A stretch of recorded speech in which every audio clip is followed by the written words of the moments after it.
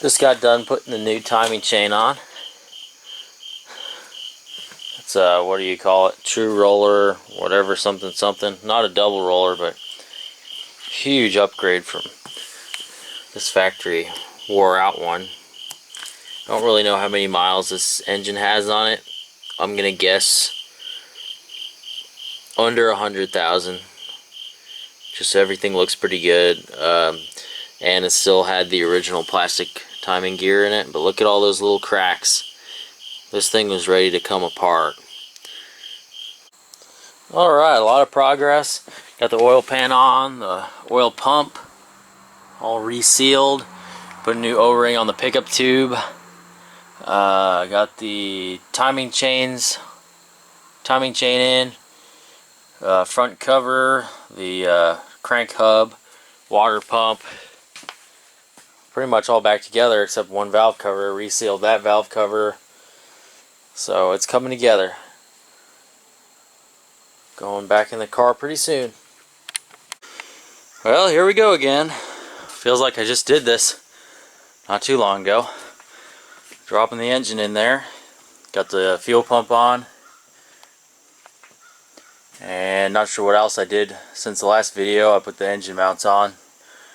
Those are ones that I bought when I put that engine back in. So they're pretty new. So I'm going to drop this thing in there and get the hard part done here, get it lined up, get the transmission and the flex plate bolted up, engine mounts, and I can start putting everything else together. Alright, big progress. The bell housing's bolted up, flex plate's bolted up, engine mounts are bolted in. Just got the oil system primed with these 472s. You really have to prime the oil system or you risk running it dry, which is probably what happened to that engine right there. So yeah, I know from experience. I'm pretty sure it was run without oil pressure before I even owned this car, but I did not help anything when I wasn't knowing what I was doing and just started up and had no oil pressure. But I don't think that was exactly a priming issue. I think there is something wrong with the oil pump. So I assumed that the gauge didn't work, but boy, I was wrong. So I got the oil system primed. I got this handy little tool right here. It's got the other half of the distributor gear, the distributor end welded to it, so that I can spin this with a drill and get oil pressure. And I verified oil pressure. I hooked up the oil pressure gauge and it jumps right up, so that's good. So I'm almost ready to drop the distributor in, and first though I need to get the starter put in, and I'm not 100% sure. I might have burnt that thing out trying to crank over the seized up engine. So I'm gonna have to check and make sure that still works. So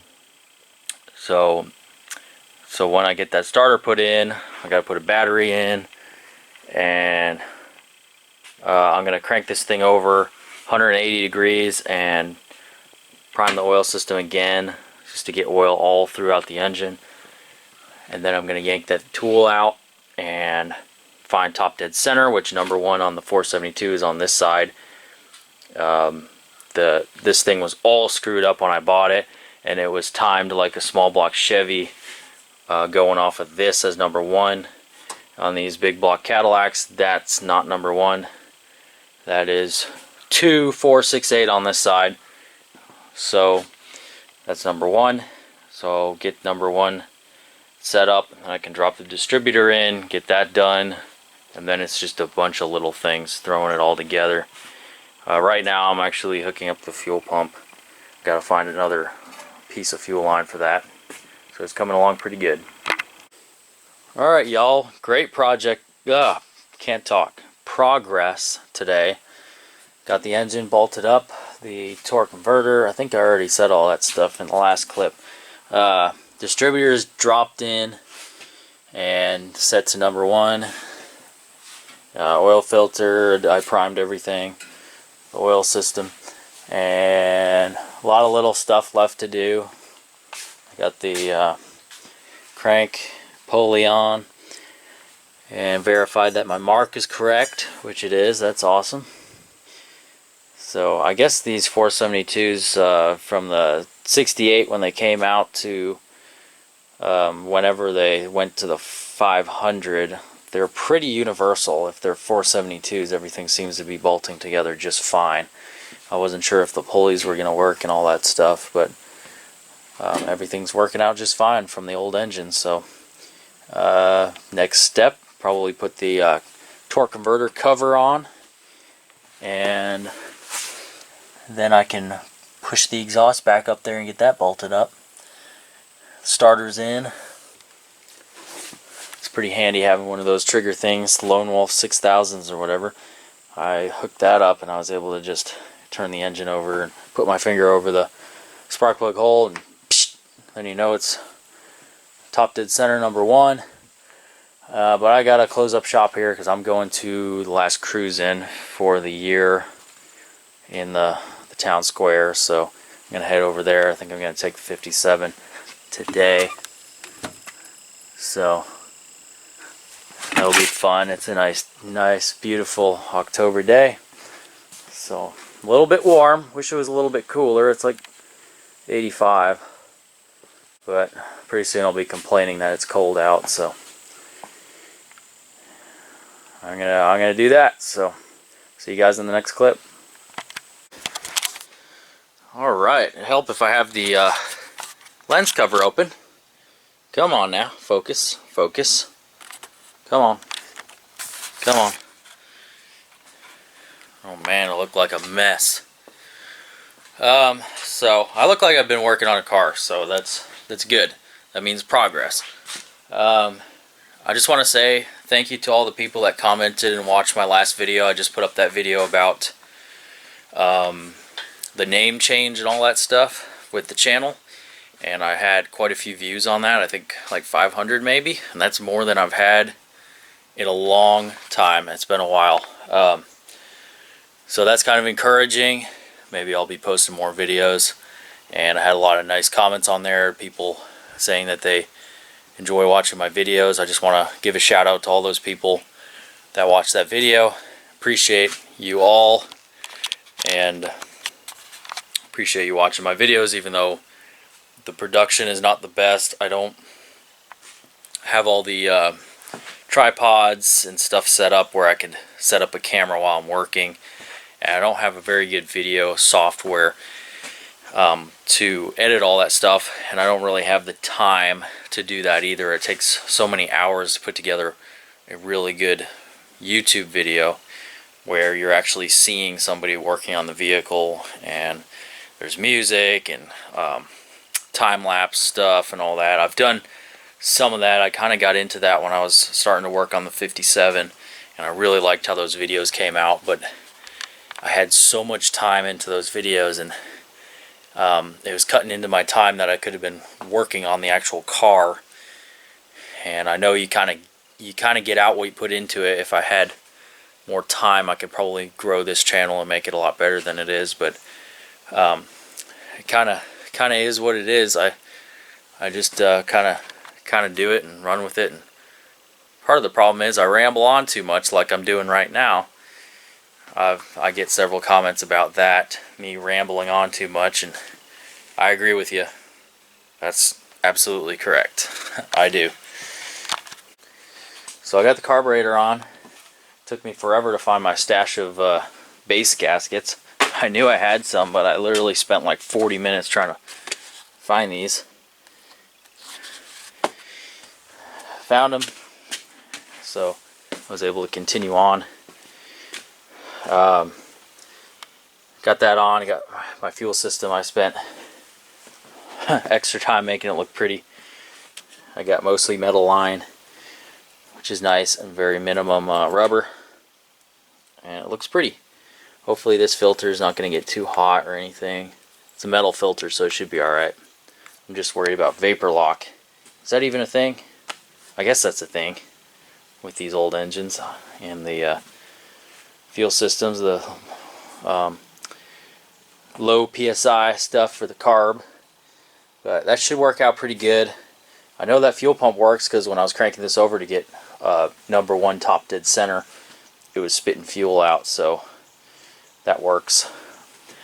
What else did I do? I worked on my heater hose, which is kind of jerry-rigged. It looks good, but it's not really the best situation here. I got 2 elbows. Can't really see it, but it comes off the back of the head and then swoops up and goes into the heater core right there. I'm certainly not going to delete the heater like I do on everything, or I have done on everything. That's just stupid. I've learned my lesson. Got to have that heat on the cool mornings, otherwise you can't drive the car because the window's fogged up. But it's probably going to be quite a process trying to figure out what's wrong with the heater box. This thing's got a lot of electrical stuff and electrical issues and vacuum lines everywhere. And I do have some handy books over here I'm probably going to reference. 70 Cadillac shop manual, and I even have a 70 Fisher body manual, which is going to be helpful for figuring out the power windows that don't work. Those were in the trunk of the car, so which is awesome because those books are like $100 a piece, I think. I mean, you can probably get them used for half of that, but anyway, I'm going to keep on rolling on this thing. Easy stuff left to do here. Got to put the accessories on, radiator. Hopefully when I start putting coolant in, I don't have any leaks. I'm a little bit concerned about my freeze plugs. I took time installing those and sealing them, but I always worry about stuff like that because it's hard to get to that stuff when the engine's in the car. So I'm gonna start going on that. I know it holds oil because it's full of oil now, and I primed the fuel system or the oil system, so that should be good. Alright, check it out. It's all back together except for gotta put the hood on, coolant, power steering fluid. So it's all about ready to go. Don't have any leftover parts, so that's good. A little bit concerned about the power steering pump. Hopefully it's not gonna leak. The threads are kind of stripped out, so I kind of had to make my own threads and just jam the fitting in there. So worst case scenario, I'll have to get another pump in line, but yeah, everything looks good. I think it's just about ready to start once I add some fluids. Alright, we are going to attempt to get the hood on. I got some help here. This thing weighs like 600 pounds, so it's not very fun or enjoyable to install. So we're going to get that done. Alright, we got that heavy thing on there, finishing up bolting it on. That was kind of a challenge. I like these Cadillacs, but I don't really understand some of the engineering. Like, why is there a separate plate that you have to fish back there to get the bolts in? That doesn't make any sense when you're trying to hold the hood. I think it was designed for a Spider that had a lot of arms to install. Well, we used this broom to help us get the hood on, and now it's stuck in here and it won't come out because the hood comes down like this. We just can't get it out of here, so I'm going to sacrifice this broom. It did its duty, and we're just going to make the handle a little bit shorter.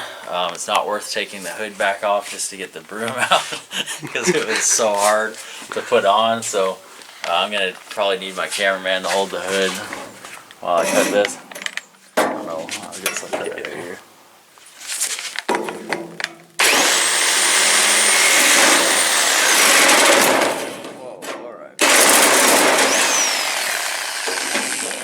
Now it's on that side.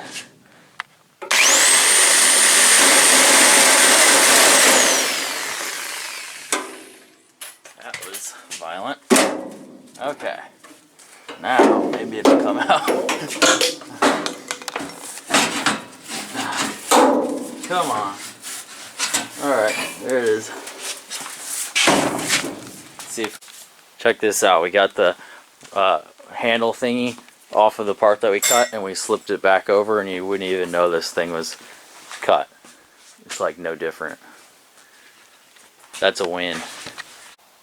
We did successfully get the hood on, but my ignition switch won't work, so I'm gonna have to figure that out. I did wire up a Lone Wolf 6000 on here just so I can try to figure out what's going on and at least get it running.